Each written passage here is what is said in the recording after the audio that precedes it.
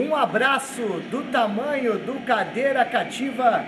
Está no ar a segunda edição da Resenha Cativa. Primeira edição tivemos o grande Mário Cardoso entrevistando o ex-treinador tricampeão brasileiro Rubens Minelli. Hoje, nesta segunda edição, é em especial para o torcedor da ABC, especialmente para o torcedor do Azulão.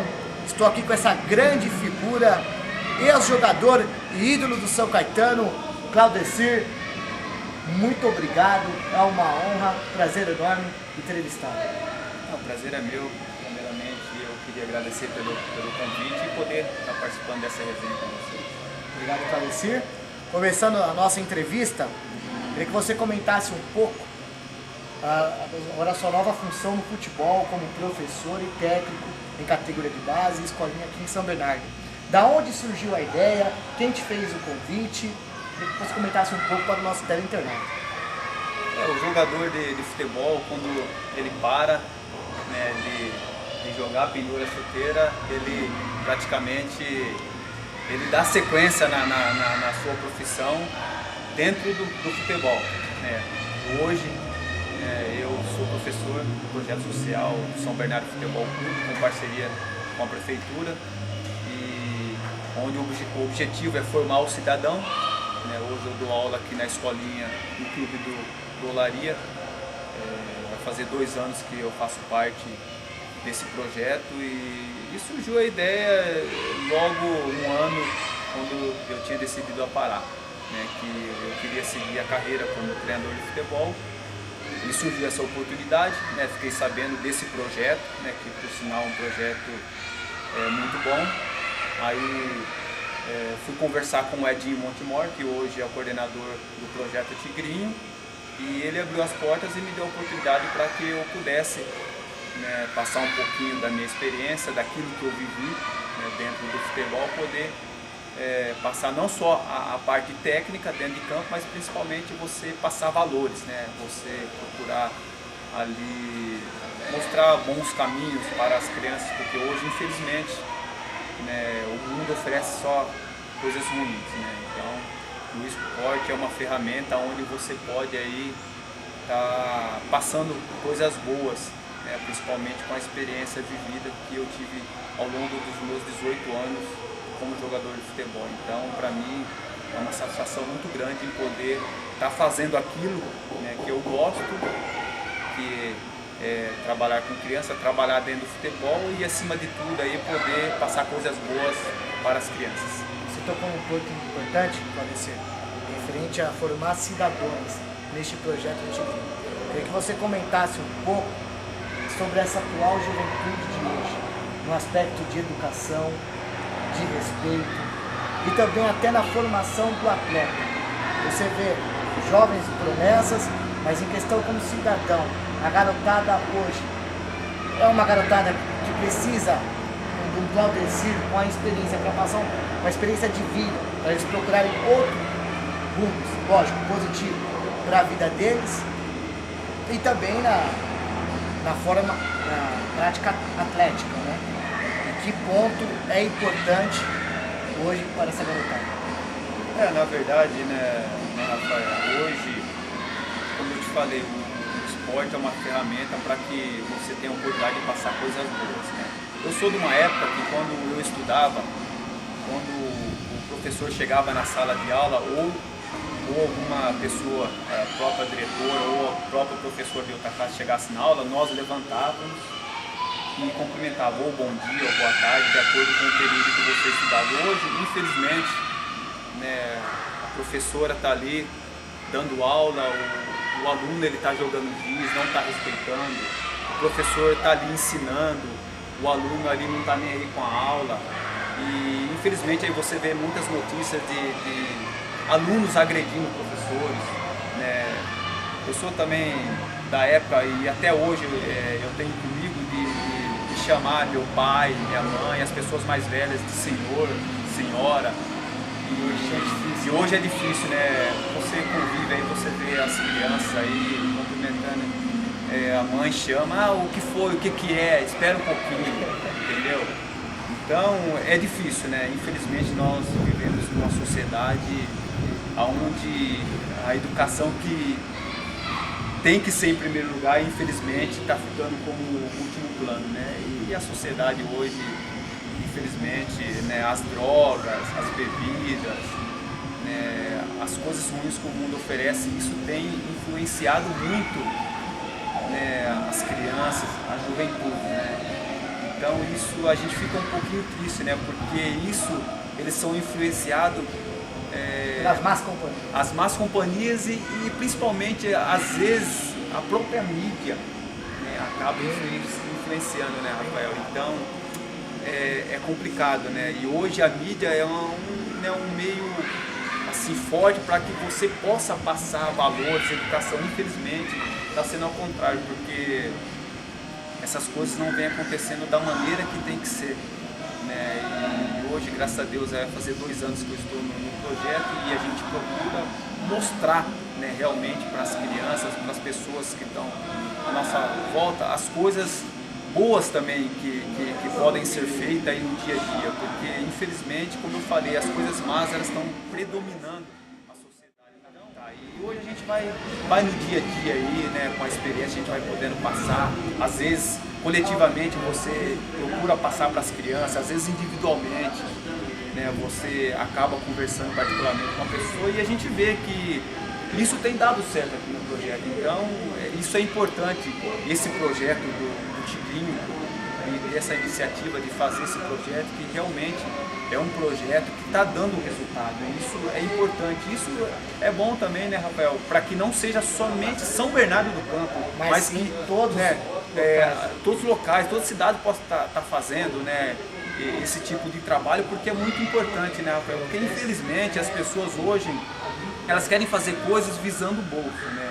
E às vezes você usa uma frase para ABC, que hoje o futebol, também em todos os segmentos, existe pessoas de bens e não de bens. Não sei se você concorda desta forma. Por isso que hoje se leva muito pelo lado financeiro do que até pelo lado social, que seria o correto.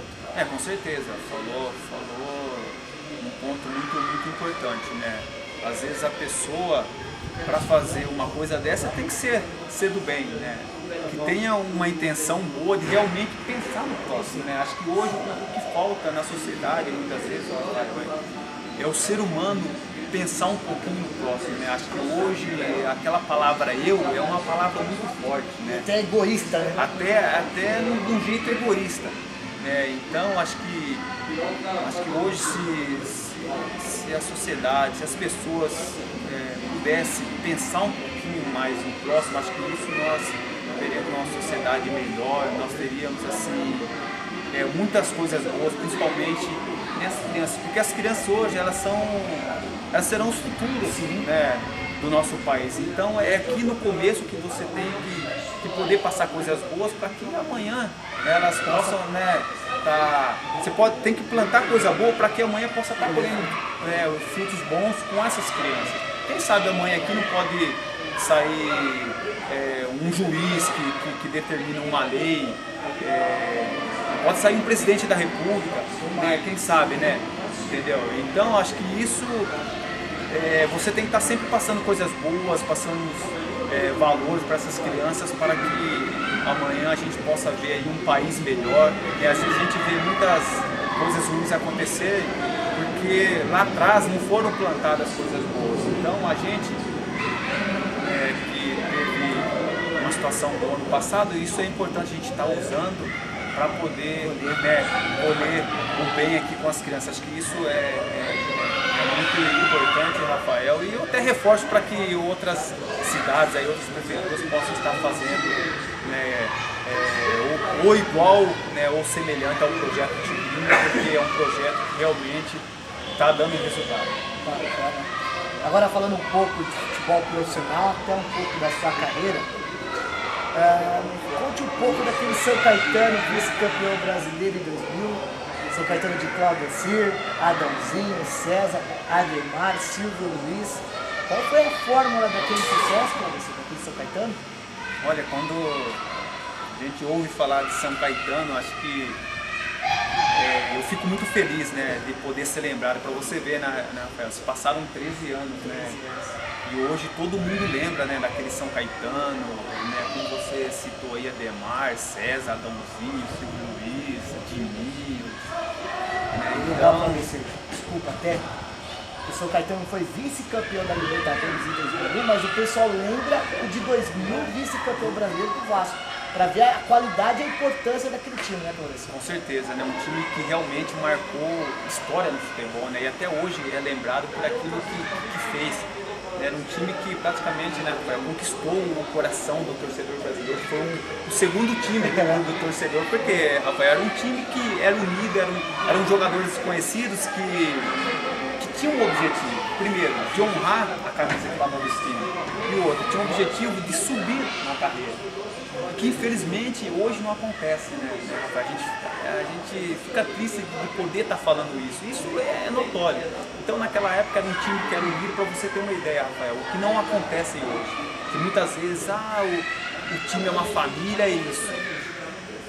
Na época do São Caetano, tinha uma churrascaria lá que pelo menos uma vez, às vezes 2 vezes por mês, nós reunimos nossos jogadores com os familiares e ia confraternizar. Quer dizer, uma coisa que é difícil de você se ver. Hoje, infelizmente, os jogadores são amigos, famílias ali dentro de campo, saiu ninguém. Cada um pega o seu carro e segue o seu rumo, né? O seu carro, o seu rumo, não tem mais, né, aquela essência de família, de você se unir. O São Caetano, eu posso dizer, porque eu vivi, que realmente foi um time família, que é totalmente diferente do que o pessoal fala hoje. Então família é isso, não só dentro de campo, não só ali nos jogos, mas fora de campo, que é a principal. E outra, quando nós jogávamos, a gente, tanto no Anacleto como a gente viajava para jogar, o que acontecia?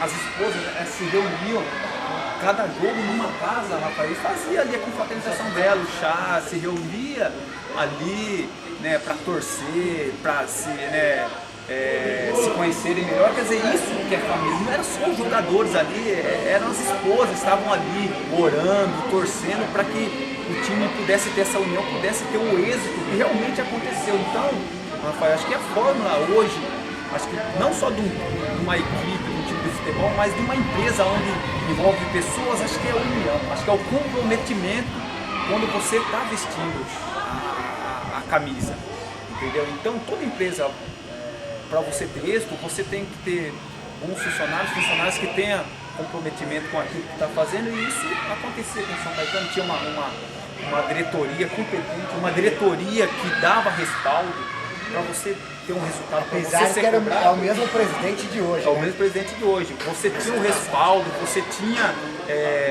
assim, suporte para que você pudesse apresentar o seu futebol. Então o São Caetano naquela época era um time que era unido, e era um time que muitas vezes as pessoas falavam, pô, o São Caetano paga em dia. Pô, acho que é uma obrigação hoje. Acho que era uma obrigação, obrigação, né? Hoje do clube. Pagar normal, não fazia nada diferente. É que os outros clubes que não pagavam e achavam que o São Caetano estava fazendo uma coisa extraordinária. Não era. O clube que pagava era o próprio Vasco da Gama, que disputou a final com vocês. E infelizmente, pelo regulamento, o time que acontecer algum incidente dentro da partida, então o time mandante, ele perde os pontos. E naquela oportunidade, nós jogamos em São Januário contra o Vasco. Sim. Então, pelo regulamento, era o São Caetano ter sido campeão. Então, né? Ou seja, na sua opinião, teve uma virada de mesa.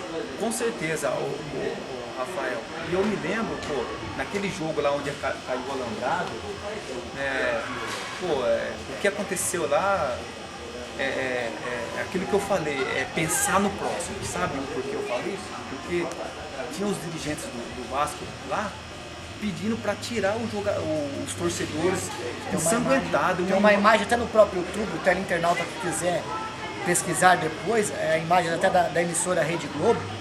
É notório o Eurico Miranda, mais os seus dirigentes, tentando afastar para dar a continuação do jogo, que é um absurdo, né? Como o Claudecir frisou muito bem, precisa focar o lado humano. Futebol, lógico, é importante, mas principalmente a vida das pessoas que estavam envolvidas.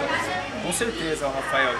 E aquilo ali eu presenciei do meu lado, Rafael. Tinha 3, 4 ambulâncias, helicóptero desceu no gramado, tinha o pessoal do bombeiro. Pô, assim, foi uma cena lamentável. Parecia que tinha acontecido uma guerra, uma bomba, entendeu? E os torcedores, eles sanguentados, desmaiados, um querendo ajudar e o outro. E como você citou aí, os dirigentes lá mandando tirar o rapaz dar reinício. Até então que o garotinho chegou lá e falou, ó, não vai ter, vai acabar, vai marcar outra data. Aí sabe que o Caixara falou, ó, você manda aqui dentro do campo, quem manda sou eu, você manda no estado. Entendeu? Olha que situação, que ponto que chegou. Aí se você for analisar, quando é um fato benéfico, tanto para a política e para o futebol, as duas fazem uma junção. Quando não é benéfico, acontece esse tipo de coisa. Só para lembrar o internauta, o garotinho era o governador na época do Rio de Janeiro, no qual o Claudecir citou. Claudecir, em cima desse fato ainda, foi o fato mais lamentável que você presenciou na sua carreira? Foi sim, Rafael, eu lembro como se fosse hoje, né? O Elton ia bater o tiro de meta, então tinha um esquema de jogo lá que toda vez que o goleiro adversário fosse bater o tiro de meta, então eu tinha a responsabilidade de pegar a primeira bola para começar. Então, quando o Elton colocou a bola ali para bater o tiro de meta, na hora que ele afastou para bater, eu estava posicionado. Então eu vi a arquibancada. Então na hora que eu vi ele afastando, na hora que eu estava posicionado, eu vi de repente, né, o pessoal indo abaixo, aquele alambrado. Aí ficou sem saber o que tinha acontecido. E realmente, né, viu aquela cena lamentável, né, que acho que para você ver como que não pensa até forçando, o que a gente vem falando, não pensa no ser humano. Acho que tinha 5 mil torcedores a mais. Quer dizer, o pessoal estava visando mais no dinheiro do que na segurança do ser humano. Entra naquilo que a gente está batendo nessa tecla. E por isso que aconteceu aquilo. Acho que foi um lance, acho que o Romário saiu confundido, aí não sei que houve, né, uma discussão lá e aconteceu isso daí. Então, quer dizer, é uma coisa lamentável, uma coisa assim que infelizmente, né, daqui se Deus conceder que eu tenha 70, 80 anos, é uma coisa que já vai ficar marcado, infelizmente, pro lado negativo, entendeu? Então, com certeza, você me perguntou, é uma coisa assim lamentável que aconteceu, né, pro lado negativo, assim, que realmente, né, desagradável, e principalmente pelas pessoas, né, que estavam à frente aqui lá, fazendo com que reiniciasse o jogo, e ainda ameaçaram que se a gente não jogasse aquele jogo, né, ia acontecer outra virada de mesa. Outra virada de mesa, entendeu? Então é complicado, né, Rafael, você passar dessa situação aí. Então, coisa desagradável que aconteceram que com certeza vai ficar marcado aí pro resto da vida, né, pro lado negativo, infelizmente. Levando agora pelo lado positivo daquela Copa João Avelange de 2000, vocês saíram da Série C, né? Se eu não me engano, era divisão amarela. Isso, módulo amarelo. Módulo amarelo, né? Depois foi passar da segunda e chegar no quadrangular até a primeira divisão. Tecnicamente, o Vasco da Gama tinha Euler, Romário, Viola, Juninho. Vocês pegaram o Palmeiras na época que o Lopes estava jogando um bolão, o técnico era o Marco Aurélio. Calaram o Fluminense no Maracanã, golaço do Ademar. Um resumo destes times. Tecnicamente, qual foi a equipe mais forte que o São Caetano enfrentou? Primeiro que, né, até pelas condições do campo, que não foi aprovado, nós mandamos todos os jogos no Parque Antártico. Então, né, nas oitavas de final já foi difícil porque a gente já pegou o Palmeiras praticamente dois jogos em casa, entendeu? Então, né, a gente acabou muito difícil, né, aquele jogo lá, né, contra o Palmeiras, jogando ali o Palestra Itália lotado, né? Acho que tinha 20 mil torcedores do Palmeiras e 20 torcedores de São Caetano, então totalmente desproporcional, né? O Palmeiras realmente um time bom, como você citou, o Lopes estava até cogitado para ser negociado aí com valores altos, né? Tinha grande jogador, o Sérgio, goleiro, né? Tinha o próprio Arce, também jogava o Magrão, que tinha saído de São Caetano, jogava lá. O Paulo Turra, que hoje é treinador, então o Palmeiras tinha assim, um time muito forte, assim como também teve o Fluminense, né, um time forte, até o Fernando Diniz, na época que hoje é treinador, estava jogando lá, tinha grandes jogadores, o próprio Grêmio, que a gente também, tinha o Ronaldinho Gaúcho voltando, começando, tinha o próprio Zinho, né, tetracampeão, tinha... Depois de um ano, esse próprio Grêmio do Zinho foi campeão da Copa do Brasil, em cima do Corinthians, do Morumbi, onde surgiu o Tite, no nível cenário nacional. Exato, bem lembrado, para você ver o nível dos times antigamente e que o São Caetano realmente fez por mérito, não foi assim, tipo assim, caiu de paraquedas. Porque você ganhar de um Palmeiras, né, você ganhar de um Fluminense, você ganhar de um Grêmio, e jogar uma final contra o Vasco de igual para igual, quer dizer, não um time que caiu de paraquedas, né? Que às vezes você acaba até escutando isso, que isso acaba machuca porque a gente que sabe, vocês da imprensa que sabem que realmente não foi, né?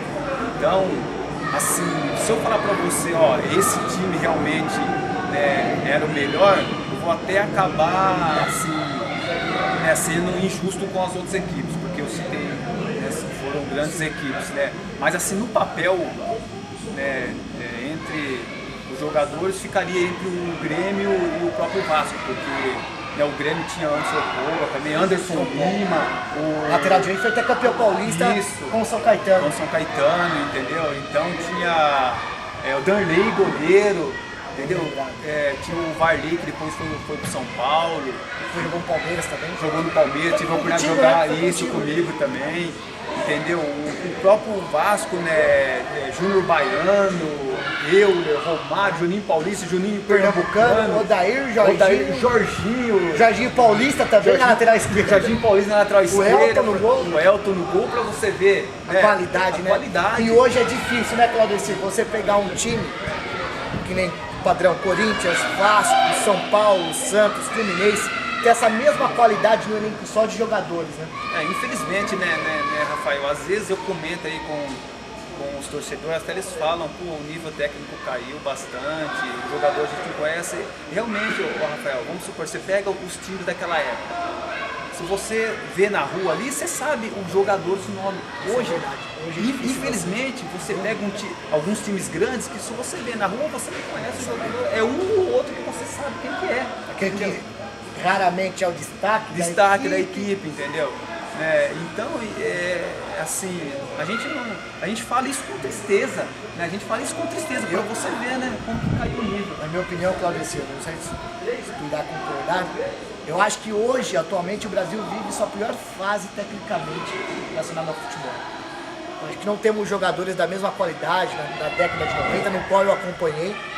Sou saudosista, eu não posso falar de 82, 86, a gente vê por vídeos, por livros, mas acompanhar mesmo, eu acompanhei a década de 90 e foi a melhor, na minha opinião, a melhor época do futebol, porque hoje, infelizmente, não tem esses jogadores da qualidade como nós citamos aqui. E é triste para o futebol, né, Cláudio?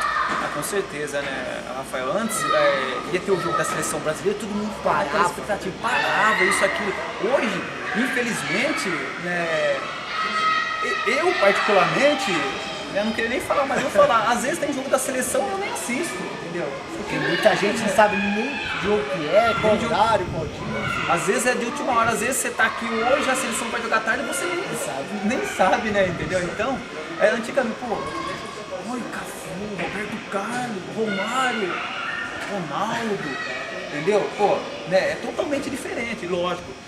E isso não quer dizer que a gente não torça. Sim, a gente vai torcer, mas a gente sabe que não é... Um aspecto crítico, né? Crítico, entendeu? Porque hoje, você sabe, você vai entrar numa Copa do Mundo, você sabe que o Brasil não é mais favorito antigamente. Né? Agora dá um equilíbrio maior. Dá um equilíbrio, você entendeu? Pega Japão, que não tinha força antigamente, hoje já faz um equilíbrio com seleções europeias e hoje sul-americanas. Você pode pegar uma África do Sul, que sempre vem forte. Pode pegar um próprio Estados Unidos, que sempre deu trabalho. O México, o Brasil é freguês do México. Que ponto para que chegamos hoje, né? Com certeza, para você ver. E elementar, a gente fica triste com tudo isso. A gente espera que o nível do futebol brasileiro possa, né, voltar novamente. E você tem uma expectativa, Claudio, de melhora ou não? A tendência é continuar dessa maneira estável ou retroceder? Olha, Rafael, o que acontece é o seguinte. Você tem que começar pela categoria de base. Concordo plenamente. Infelizmente, hoje, alguns clubes, eles têm um profissional, mas a categoria de base eles acabam terceirizando, Rafael. Geralmente, o cara que vai investir, ele quer tomar conta da categoria de base e ele quer ter um retorno logo. E isso faz com que você não tenha a médio prazo, você não tem o tempo exato para você preparar o menino para poder chegar no profissional com qualidade. Às vezes o menino de 16, 17 anos, Rafael, já está jogando profissional e às vezes o menino não teve base de fazer um fundamento e às vezes isso acaba, né, futuramente acaba, né, influenciando um lado negativo, porque coloca o jogador numa própria, quando o time está em crise, vamos pôr a garotada para resolver, e é um absurdo. É um absurdo, e às vezes o garoto não está preparado. E isso acontece por quê? Porque o empresário investiu e uma hora ele quer retorno, então ele quer pular etapas, e isso infelizmente não dá, né? Não tem como fazer, isso acaba influenciando agora, né? Nessa geração agora, que, pô, infelizmente se você assiste jogos aí de jogadores de time grande que às vezes vai fazer um passe de 2, 3 metros, vai fazer um domínio de bola, quer dizer, tem isso, mais um lançamento para você. Então, você vai assistir um jogo, teleinternauta, você não vê mais uma bola alçada, um lançamento, é sempre passe curto e até errado, né? Até errado. Pô, Rafael, hoje, como ex-jogador, eu tenho a felicidade de jogar com jogadores que na época eu era fã, que nem hoje. Eu jogo com a seleção paulista, né, de jogadores, né, e jogo com o Zenon, jogo com o Miller. Pô, o Zenon hoje, nós fomos fazer um jogo aí recentemente, pô, bate fácil na bola. Nossa, aí você fica deslumbrante assim, trazendo pra época agora, entendeu? Pro dia de hoje. Você vê um Zenon, você vê o Miller fazer um 2, fazer um paredão, fazer... O mesmo Mira, infelizmente, né, esse jogador, pô, poderia jogar até 80 anos, né? Infelizmente o corpo não ajuda, mas você joga com os jogadores, pô, você fica assim, deslumbrado assim, de ver, né, a qualidade daqueles jogadores, entendeu? E que infelizmente você não consegue ver mais hoje, né? E isso dá a isso que eu falei, você tem que começar pela categoria de base, né, e poder estar lapidando, poder preparar para quando o menino tiver 18, 19 anos, ter um tempo para subir no profissional e estar pronto para poder assumir a responsabilidade. Às vezes o menino disputa um campeonato da categoria sub-15, quando ele vai disputar o sub-17 ele já vai para o profissional. Quer dizer, o jogador não é só jogar, tem a parte psicológica, ele tem que estar preparado.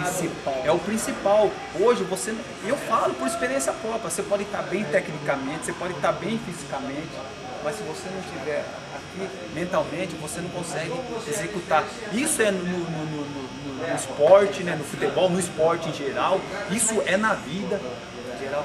E outra, uma coisa também, Rafael, que eu nunca tive a oportunidade de falar, é que, assim, hoje, infelizmente, as pessoas tratam o jogador não como uma máquina ou somente como atleta, não como um produto, não como um ser humano. Eu tive a experiência de jogar no Japão, Rafael, para você ver, o time ganhando ou perdendo, você vai lá, você cumprimenta a torcida vai palma, porque te trata como um ser humano. Às vezes, Rafael, acontece o quê? Às vezes você tem algum problema, você é uma pessoa que joga futebol, você é um atleta, mas você tem a sua família. Então, isso que eu vejo que é a hora de tratar o atleta, essa profissionalização, para poder tratar o atleta profissional como ser humano também. Ter o respeito. Uma vez eu presenciei um Lúcio, lateral esquerdo do Palmeiras, eu até conversei com o torcedor, chamando, assim, vou até falar, desculpa, Lúcio vagabundo, é o pior lateral do mundo. Aí eu cheguei no torcedor. Uma palavra forte para utilizar, não só para um jogador, mas para qualquer profissional. E outra, isso, Rafael, envolve também a família. Por trás dele tem uma esposa, tem um filho, tem a mãe, tem o pai, tem pessoas que gostam dele. Então, Rafael, é uma coisa que aí vê o lado do ser humano, porque por trás disso tem pessoas ligadas a ele. Como que você vai sentir alguém falando mal do seu filho?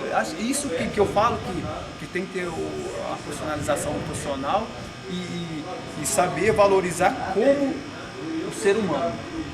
Porque eu sei que o futebol é a paixão do brasileiro, mas são situações aí que às vezes a gente tem que pensar e se colocar no lugar da pessoa antes de falar algumas coisas, porque infelizmente o desrespeito é muito grande. Aí entra naquele lado que a gente tá falando que é o lado profissional e o ser humano. E fazendo duas perguntinhas baseado nesses dois temas. Você como ex-jogador, hoje está mais fácil para ser profissional e tendo essa visão, hoje minha carreira poderia ter outro rumo, e sobre essa profissionalização, você não acha que hoje no Brasil o futebol é muito mais cultural do que profissional? Realmente, com certeza, né? Assim, eu, infelizmente, né, até assim, pelo início da minha carreira, eu acabei parando antes do previsto, devido também a algumas contusões de joelho que no passado, né, até pelos trabalhos que eu fazia, né, não era adequado com os trabalhos de hoje, né, eu acredito que o futebol está se profissionalizando, né, mas precisa se profissionalizar mais ainda, precisa ter pessoas mais preparadas, porque muitas vezes, Rafael, o que acontece no futebol? Para você fazer futebol você tem que ter dinheiro, é lógico, mas também não adianta você ter dinheiro e não ter pessoas capacitadas. Às vezes você tem que ter o dinheiro, às vezes não, você tem que ter o dinheiro, tem que ter pessoas capacitadas para estar lá. Pode ser pessoas ligadas ao futebol, mas pessoas que não só estejam ligadas ao futebol, mas também que teve um estudo para poder estar fazendo a função. Hoje, com todo o respeito aos dirigentes do futebol brasileiro, me desculpe, não sei se é a opinião do Paulo, mas colocando a minha opinião, não tem.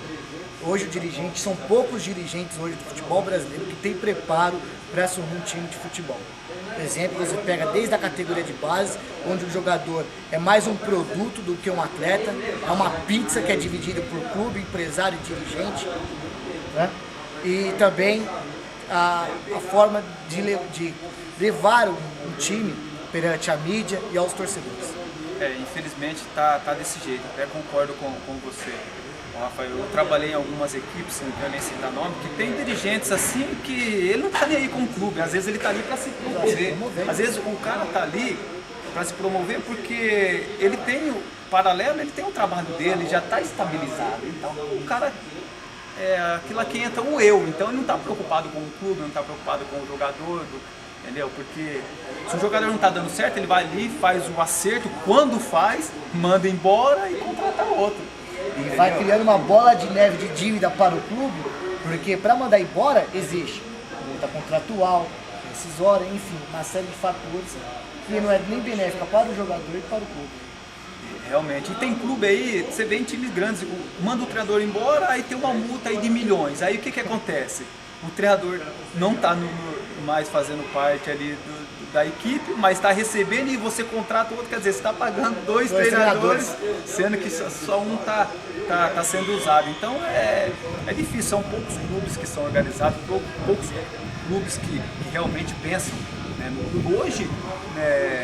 Hoje eu posso citar o próprio São Bernardo, é um time aí que está na primeira divisão, um time novo, um time que tem, né, diretoria, uma presidência, pessoas que estão ligadas ali, pessoas que realmente conhecem, que sabem, pessoas, né, capacitadas para desenvolver no cargo. Com certeza, colocou a palavra exata, capacitados para poder tá no cargo, entendeu? E hoje, para você ver, o time do ABC aqui é São Bernardo, né, infelizmente. Né, São Caetano, e o São Caetano hoje, até voltando um pouco do São Caetano, um pouco você aí, e é sempre bom frisar, o São Caetano hoje pode, no final de 2013, ter 2 rebaixamentos, caiu no Paulista e pode cair para a Série C do Campeonato Brasileiro. Um time vice-campeão brasileiro 2 vezes, em 2000 e em 2001, vice-campeão da Libertadores, revelou tantos jogadores a nível cenário nacional e mundial, inclusive você que jogou até no Palmeiras, falando nacionalmente. Por que esta queda? Por que essa falha de gestão? E o presidente é o mesmo há 13 anos atrás. Na sua visão, como você enxerga o São Caetano hoje? E você até pela sua experiência no futebol, como o São Caetano pode reagir e sair dessa situação? A gente fica triste, né, Rafael, de poder estar presenciando essa situação, né, porque principalmente a gente que jogou lá, entendeu, a gente conheceu o clube, tem um carinho, então, né, enorme, e aquilo que você falou, um clube que pode ter 2 rebaixamentos no mesmo ano, e um clube que sempre esteve ali no top praticamente, né, sempre ali disputando, além de estar disputando o Brasileirão, não apenas disputando, mas brigando ali sempre entre os 8. Libertadores e títulos. Foi Libertadores e títulos, entendeu? Chegou ao final do Libertadores e poder estar nessa situação. Aí entra aquilo lá, Rafael, o comprometimento. O que acontece? Hoje o São Caetano é um time que paga certinho, é um time que todo mundo quer, mas é diferente de antigamente.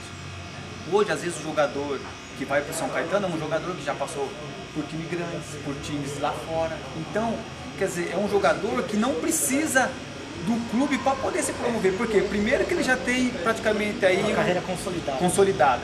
Financeiramente está estabilizado. Ali vai ser mais um clube e mais uma situação para que ele aumente a situação financeira dele. Então, pô, eu vou lá, não tem nada contra o jogador ter carro, mas eu tenho ido no São Caetano assim, quando eu posso, você vê jogadores com carro de 150 mil, entendeu? Então, isso a gente fica triste. Eu falei, não sou contra, mas desde que o cara tem comprometimento. Às vezes você vê lá jogadores afastados, jogadores tarimbados, por quê? Porque não tem comprometimento. Ah, se eu jogar aqui, se eu sair daqui, eu vou pro outro clube. Ah, sair de São Caetano, eu vou pro outro clube igual ou melhor, entendeu? Então, é assim que acontece. Você acha que é esse erro do São Caetano, não é mais a administração, mas sim pelos atletas que contrataram, tem essa falta de comprometimento? É mais por esse lado, Fabrício? Eu acredito que sim, né? Eu acredito que, acho que primeiro para você fazer uma contratação, Rafael, primeiro você tem que ter o histórico. Vamos supor, contratar um jogador X. O que você tem que fazer? Você tem que ver o histórico. Ah, quanto tempo ele está parado, ou o último clube dele. Às vezes você contrata um jogador que está 1 ano, 2 anos parado. E o último clube, vamos supor que o clube dele jogou 30 jogos em uma temporada, ele jogou 2 jogos. Então isso tudo tem que ser levado em conta. Eu vou contratar o Rafael, peraí, o Rafael, o último clube dele qual que foi? O clube tal. Quanto tempo? Faz 2 meses. Quantos jogos? X jogos. Jogou quantos? Tanto. Beleza. Vamos contratar. Não, por mais que o jogador seja bom, se ele não tiver, assim, o último clube recente, se ele não tiver uma boa reputação, não contrata. Entendeu? Porque isso vai ter consequência depois, porque o futebol praticamente nivelou hoje. Entendeu? Nivelou hoje, o futebol é mais força. Então, às vezes, a técnica não sobressai, então um jogador com mais vontade vai acabar sobressaindo daquele que tem a técnica, entendeu? Então, isso tudo tem que ser levado em conta, né, Rafael? Então, eu acho que a maioria dos clubes pecam nesse sentido, entendeu? Então, por isso que entra naquela lá, tem que ter pessoas capacitadas, pessoas, para poder estar exercendo a função, e que infelizmente entra outra parte que eu não queria falar, mas eu vou falar. Fica à vontade. A parte financeira. Porque eu vou falar, graças a Deus, assim, eu tenho a porta aberta em todos os clubes, graças a Deus, eu tenho bom relacionamento com todo mundo. Mas é uma opinião minha, não só uma opinião minha, mas pessoas de dentro do clube que me falaram que às vezes o jogador é contratado, Rafael. Isso no São Caetano? Não digo no São Caetano. Mas em geral. Em geral, entendeu? Em geral. O que acontece? Tem jogador X e jogador Y. O jogador X pode ser inferior ao jogador Y. Mas eu vou contratar o Y. Por quê? Porque o Y, o dinheiro que o Y vai ganhar, fulano, ciclano, vai ter uma parte do bolo. Entendeu? Então, dá uma fatia do bolo para mim. Então, infelizmente, como eu digo, nem sempre os melhores estão jogando. Infelizmente, o futebol também acabou sendo uma parte comercial, entendeu? Por isso que, infelizmente, a gente vê aí... Vou pegar o exemplo do calendário, que hoje é tema forte. Houve essa manifestação dos atletas, que até que você comentasse um pouco sobre o calendário do futebol brasileiro. Que é um absurdo o Campeonato Paulista começar dia 12 e o Campeonato Brasileiro terminar no dia 4. Ou seja, o jogador não vai ter esse mês de férias. Porque tem muita gente, isso eu falo pro torcedor, então é sempre bom esclarecer para o torcedor, porque essa é a ideia do cadeira cativa. Jogador ganha Y, ganha X e está questionando o mês de férias. Independente da situação financeira do atleta, é um direito que todo funcionário tem, é o mês de férias, então tem que brigar por isso.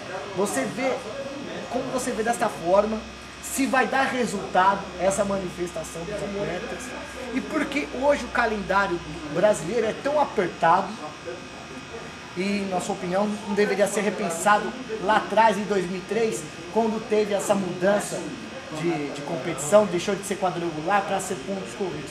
Não sei se você pensa dessa forma, teria que mudar lá atrás. Eu queria que você comentasse um pouco, e se o Claudecir tivesse hoje jogando futebol atual, estaria nesse grupo de jogadores manifestando em prol ao futebol brasileiro.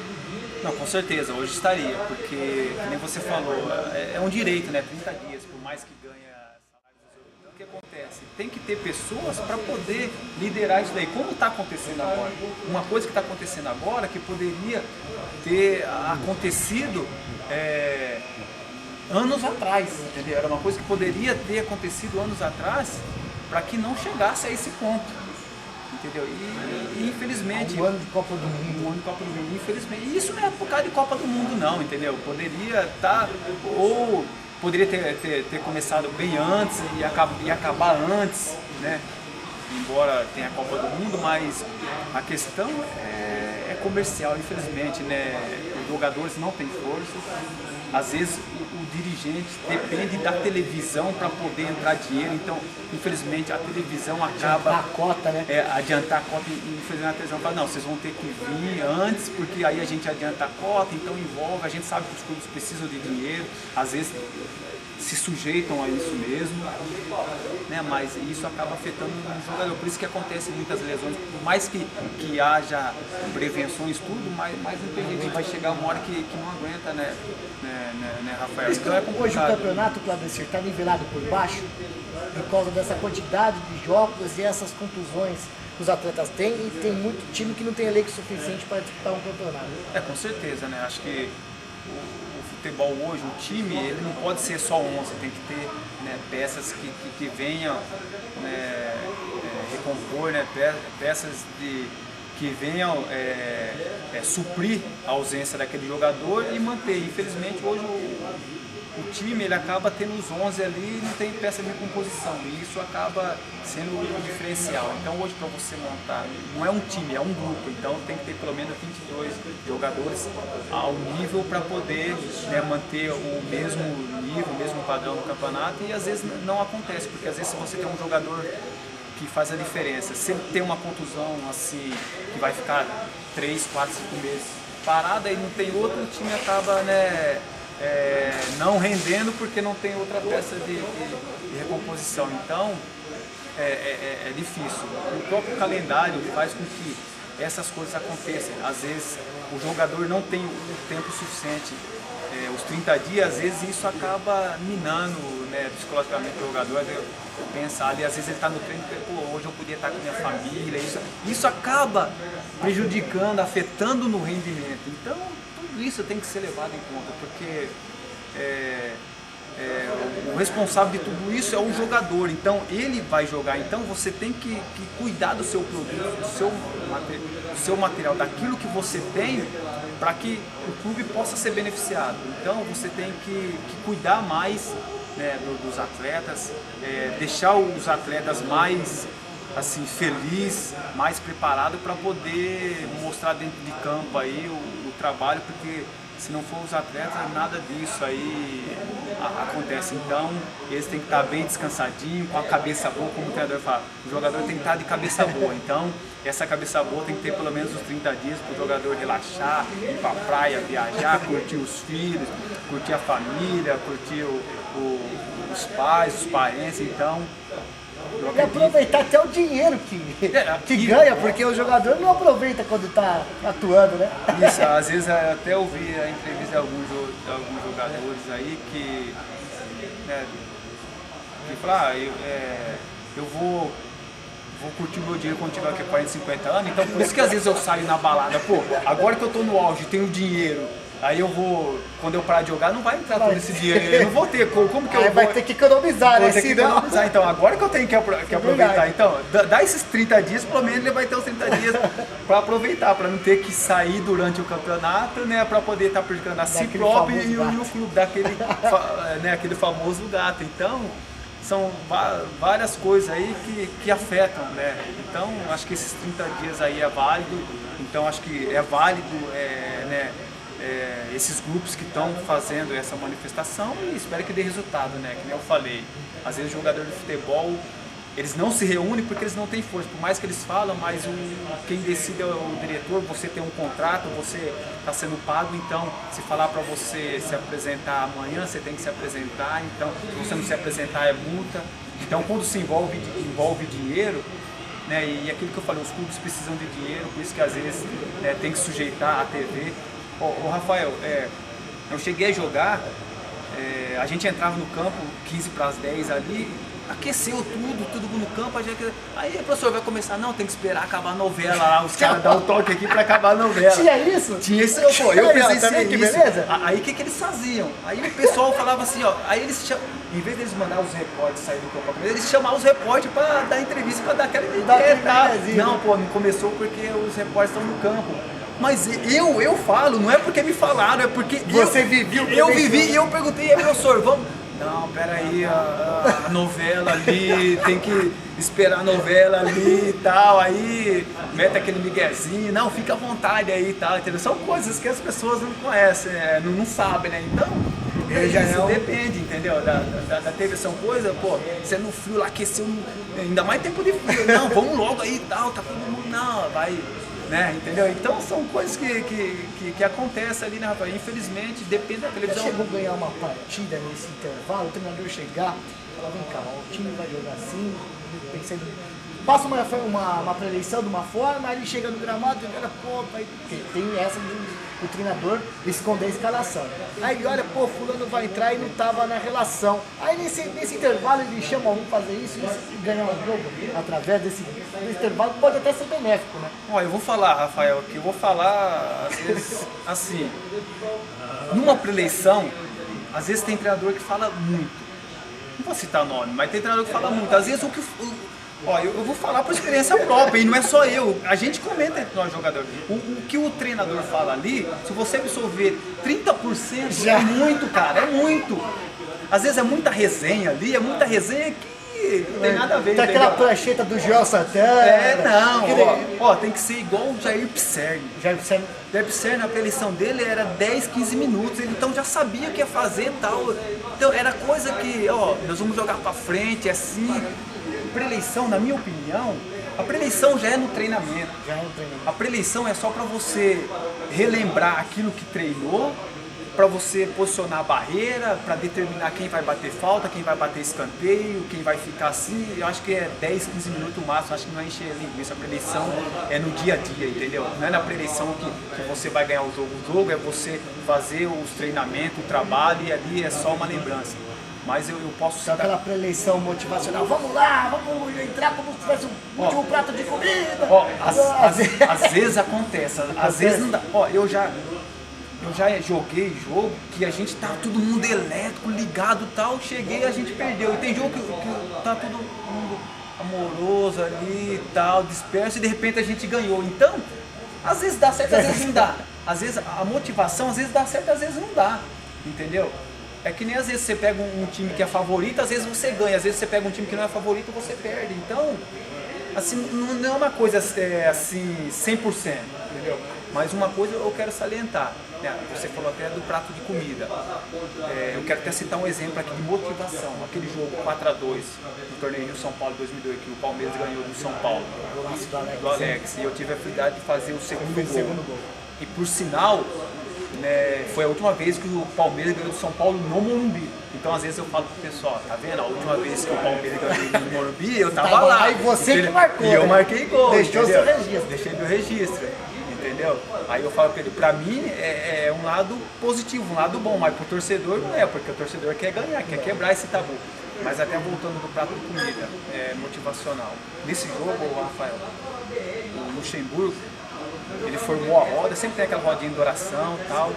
Aí naquela rodinha o Luxemburgo entrou no meio, todo mundo abraçado, e ele foi rodando assim, olhando pro olho, cada um, e falou, eu quero que vocês olhem pra mim. Aí ele pegou a bola e falou assim, ó, esse jogo, essa bola, presta atenção, cada um de vocês, essa bola é como se fosse um prato de comida. Então, cada lance, cada cabeceio, cada dividida, cada passe, vamos supor, eu e você. Então, cada dividida, eu vou ter que ganhar essa dividida, porque é como se fosse o último prato de comida. Se eu ganhar, eu vou comer, você vai ficar... Se ele ganhar, entendeu? Cada chute, cada passe, então, se concentra e a bola... Aquilo ali foi uma situação que levantou vocês. Levantou nós, tanto é que acho que 30 minutos do primeiro tempo dava 3-0 para nós. E aquele jogo, o São Paulo era favorito, tinha Rogério Ceni, tinha Kaká, Pelé, França, Reinaldo. Pô, era um time muito bom, entendeu? Então, Gustavo Neri, então o São Paulo era favorito. Então aquilo lá foi uma coisa que deu certo. Como não poderia dar certo, mas foi uma coisa que deu certo, Rafael, é uma coisa que eu vou lembrar pro resto da vida, porque foi um lado positivo, e foi um jogo memorável, um jogo marcante, que hoje todo mundo lembra, se falar daquele 4-2, tá, aí tem o chapéuzinho do Alex, entendeu? Então uma coisa que traz motivação, e eu posso citar a respeito daquilo, até voltando daquilo que você falou em relação ao... se o treinador fala, ó, faz isso, faz aquilo, dá resultado. Eu posso falar que 2 treinadores que trabalham em cima do ponto fraco do adversário e do ponto forte do adversário, Luxemburgo e Mário Sérgio. Mário Sérgio foi? São 2 treinadores que na pré-eleição ele fala assim, Rafael, do lado esquerdo aqui que você vai jogar é o ponto fraco dele. Então explora ali. Ó, Claudecir, do lado no meio aqui é o ponto forte dele, então você tem que estar ligado para você. E foram um treinador que vários jogos, Rafael, deu certo, ganhou. Nós exploramos o lado fraco do adversário e neutralizamos o lado forte do adversário.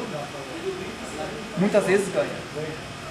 Não é sempre que ganha, mas muitas vezes ganha. Porque treinador que estuda o adversário, nessa situação que eu estou te falando.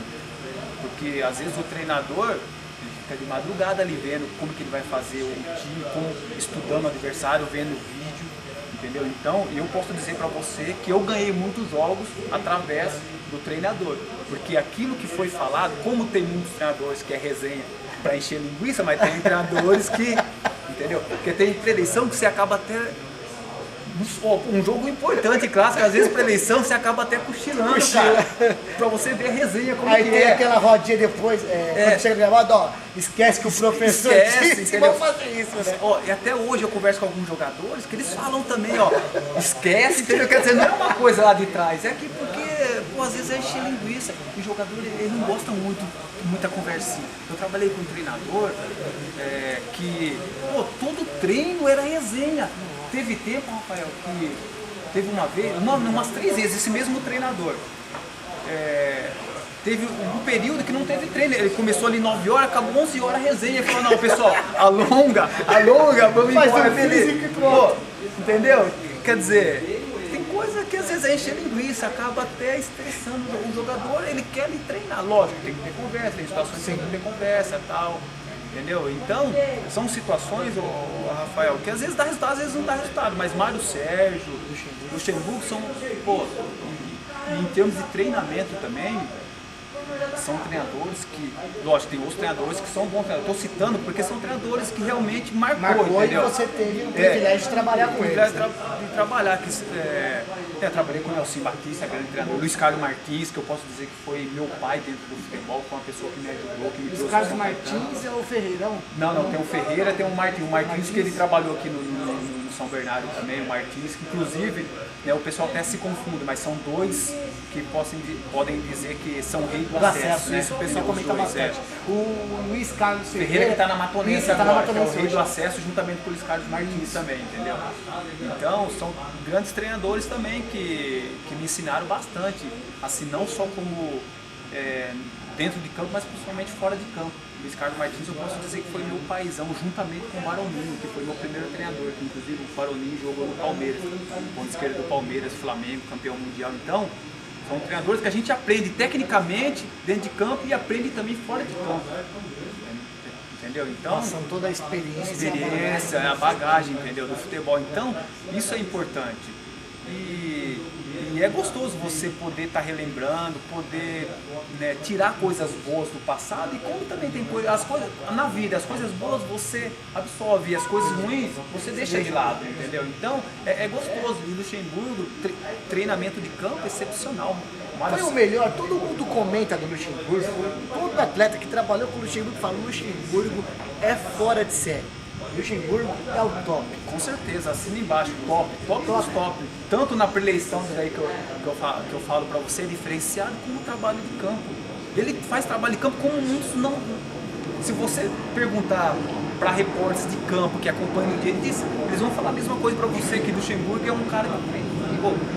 Porque hoje ele não ganha tantos títulos como ganhou antigamente, já faz um tempo que não ganha um título de expressão.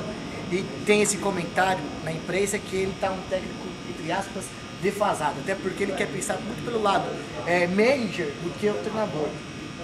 Porque acho que teve essa cara de rendimento, ou porque o futebol mudou e ele está se adaptando com essa modernização, porque antigamente é você trabalhar com Alex, com Claudesir, com o Zinho, com o Evair, e hoje trabalhar com todo o respeito ao Fluminense, Rafael Sobis, enfim, outros jogadores, né? É difícil, né? Assim, pra você ver, o Luxemburgo, quando ele ganhou grandes títulos, teve no auge, é o time top, né? Entendeu? Assim, e ele é um treinador que onde ele vai, ele consegue contratar esses jogadores, entendeu? Mas o futebol ele mudou muito, né? Modernizou, entendeu? E assim, não sei se é o caso dele, mas você tem que se reciclar. Às vezes, o ser humano, às vezes ele é muito vaidoso, é isso, é aquilo, e ele não quer aprender, entendeu? Então, acho que é reciclagem, por mais que você... não precisa ser, lógico, você, um treinador do gabarito dele, não vai se reciclar aqui, vai se reciclar na Europa. E acho que isso às vezes é o orgulho do treinador, ele acha que sabe tudo. Pô, não quer vir aqui? Vai lá. Pô, hoje a Alemanha é uma escola que você pode estar, tá nos tops aí, entendeu? O ex-técnico do Barcelona tá sofrendo agora no Bayern. Sofrendo não, né? No início ele sofreu um pouco para colocar a filosofia dele de trabalho. Então, e mudou muito, você tem que reciclar em tudo na vida, você não pode ficar parado no tempo, né, Rafael? Lógico, eu fiz curso de treinador, entendeu? Eu só não posso passar a experiência do que eu tive, eu tenho que reciclar e saber que tá se passando. Como jogador é uma coisa, agora como treinador, você tem que lidar com 25, 30 cabeças, então você tem que saber trabalhar a parte psicológica também, entendeu? E o treinador, ele tem que se reciclar, entendeu? E a modernização do futebol mudou muitas coisas, então se você parar no tempo, fica difícil, né, Rafael? Então, o futebol hoje ele é muito dinâmico, né? É fácil você ser campeão de um time que tem grandes jogadores, um elenco, não só os 11, mas um elenco, você pode mudar a peça e você tem... você mantém a mesma pegada do que você trabalha num time que você só pode contar com 2, 3 jogadores, então muito, carregador de muito difícil, entendeu?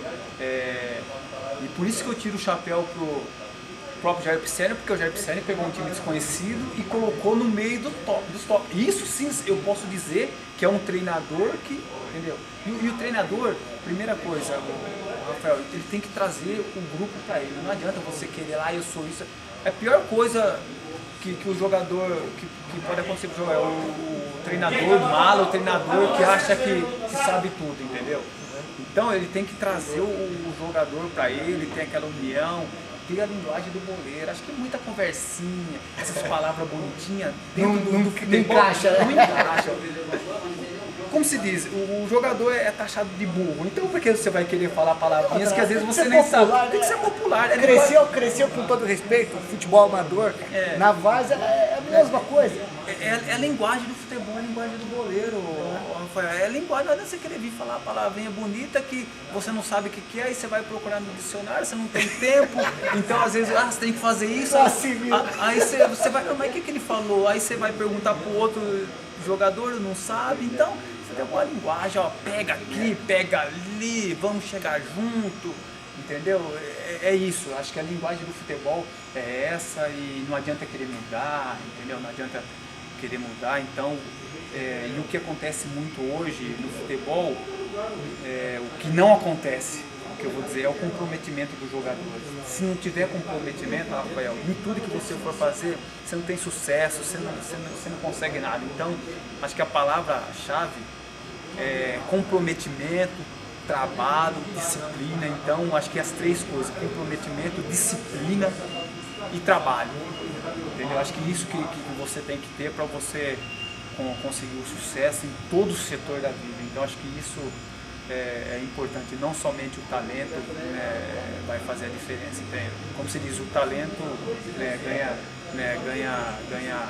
ganha jogo, mas o elenco, a disciplina, o comprometimento ganha campeonato, entendeu? Acho que isso é primordial, né? Então acho que a vida é assim, a vida nos ensina assim, né? Então você tem que ter esse comprometimento, você tem que ter o foco naquilo, você tem que ter um objetivo para você subir cada vez mais os degraus em busca do seu objetivo. Assim foi na minha vida, eu tinha um foco, eu tinha um objetivo, eu saí do noroeste de Bauru, um time lá do interior 4 horas daqui da capital, mas eu tinha um objetivo de um dia chegar numa equipe grande do futebol brasileiro, não importava a camisa, se era Santos, Corinthians, Palmeiras, São Paulo.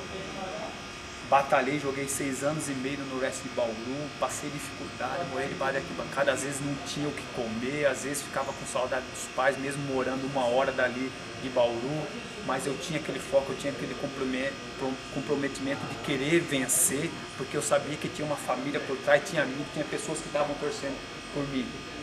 Infelizmente, muitos amigos meus preferiram viver a mesma vida, de querer amigo, balada, e acabaram afastando do futebol. Eu tive aquele foco, aquele comprometimento.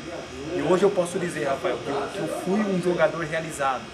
Hoje, tudo o que um jogador hoje está começando, sonha em conseguir, eu posso dizer com toda a humildade, com muito esforço, com muita determinação, com muita lágrima nos olhos, com muita perseverança, de cirurgias no joelho, mas nunca perdi o foco, que era chegar numa equipe grande, que era jogar fora do Brasil. Fui pré-convocado para a seleção, infelizmente por contusões acabei não concretizando, mas fui um jogador realizado porque conquistei sucesso, conquistei reconhecimento, conquistei fama, conquistei amizades dentro do futebol, né? Pude jogar hoje nos principais campos do Brasil com grandes jogadores, tanto a favor tanto contra como a favor, com grandes treinadores. Então eu fui assim um jogador realizado dentro da minha carreira, mas isso não seria possível se eu não tivesse essa perseverança, essa disciplina, esse comprometimento e pensar lá na frente, ó, aquele é o meu objetivo, aquele é meu alvo. Pode demorar o que for, pode ser o difícil que for, mas eu vou chegar no sucesso. Vou chegar no sucesso. Infelizmente hoje muitas pessoas estão parando no meio. Para mim, muitas pessoas querem as coisas fáceis. Antes eu andava 5 km para treinar, 5 km a pé para treinar, entendeu? Não tinha ninguém para me buscar, não tinha ninguém para me levar de carro. Hoje às vezes o jogador tem que ir na sua casa para buscar de carro, senão não vai jogar.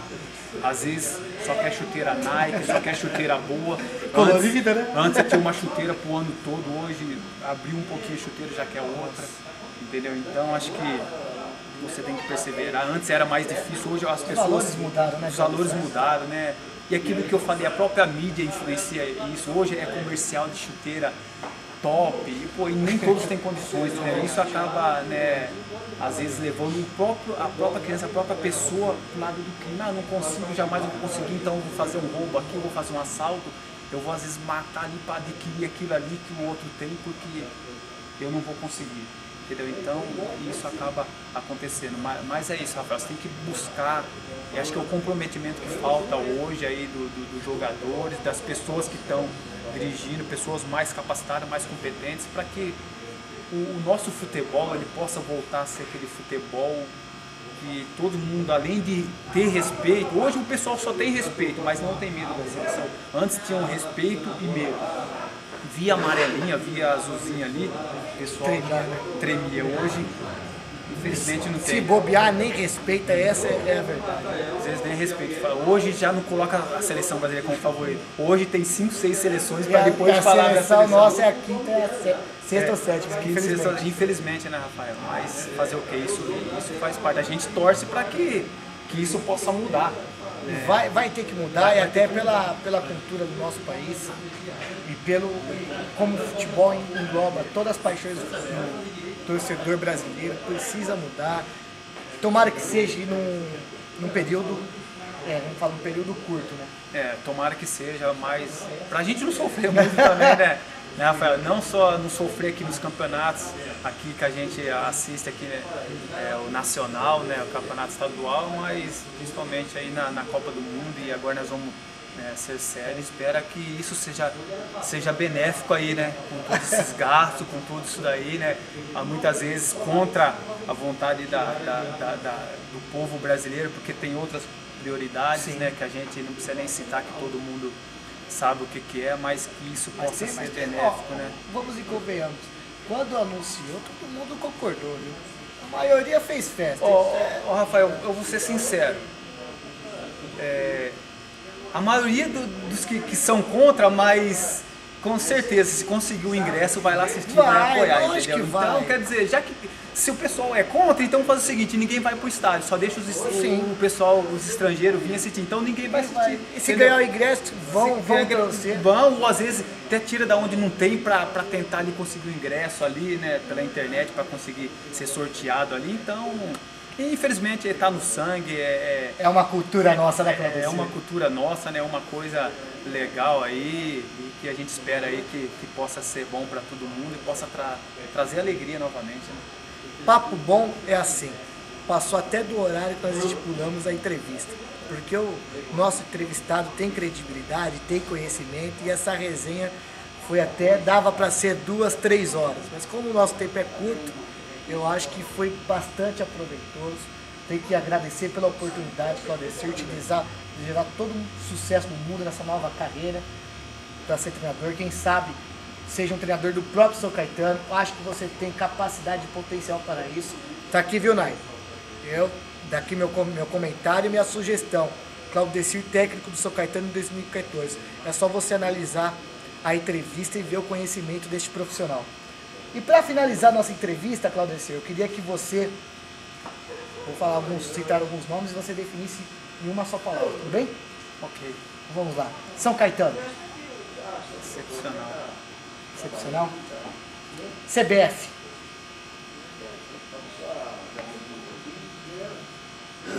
Mais ou menos. Federação Paulista de Futebol. Precisa melhorar. Jair Pisserni.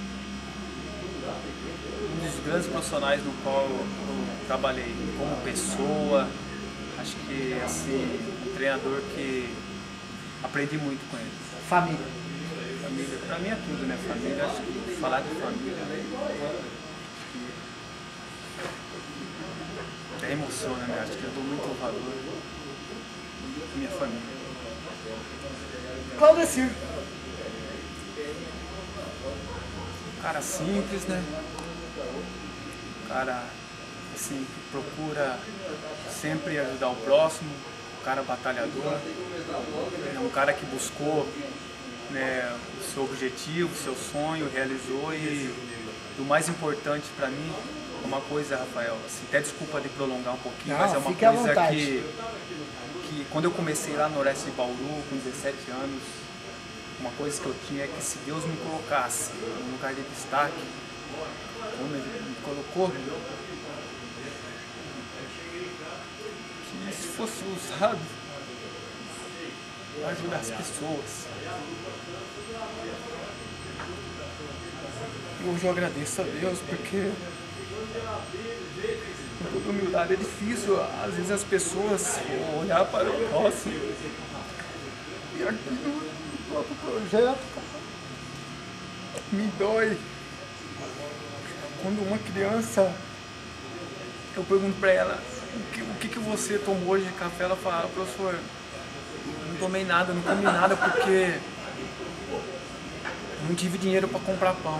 Rafael, eu não quero falar aqui para me engrandecer, mas eu cheguei a tirar dinheiro do bolso aqui, tá? Para poder dar para a criança comer um lanche, comprar um pão, comprar um marmitex. Não estou falando aqui para me aparecer ou falar que eu sou melhor do que ninguém, não, mas eu fiz isso. Você está sabendo agora, ninguém tá, Deus sabia e você está sabendo e minha esposa está sabendo, o Adelmo.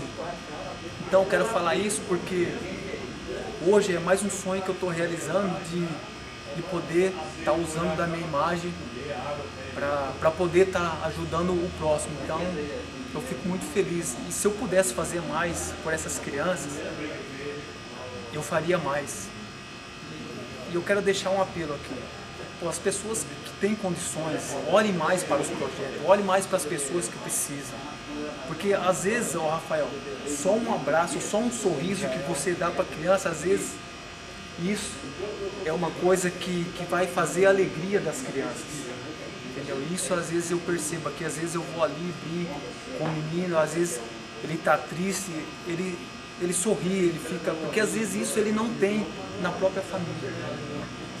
Então eu louvo a Deus porque Ele deu essa oportunidade para que eu pudesse estar usando da minha imagem e estar ajudando o próximo. Não só aqui no projeto, mas quando eu vou fazer jogos aí com a seleção paulista de jogadores, e eu passo essa alegria para eles, vou ali, trato com todo carinho, dou autógrafo, tiro foto, porque às vezes é uma oportunidade única das pessoas, porque não tiveram a oportunidade de ir no estádio assistir seus ídolos e poder ver ali seus ídolos do passado. Então, Rafael, eu queria fazer esse apelo para que as pessoas que têm uma condição melhor, que possam estar olhando para o próximo, né? Porque a própria Bíblia diz que o segundo maior mandamento, além de amar a Deus, né, de todo o coração, de toda a sua força, que é o primeiro mandamento, o segundo é amar o próximo a si mesmo.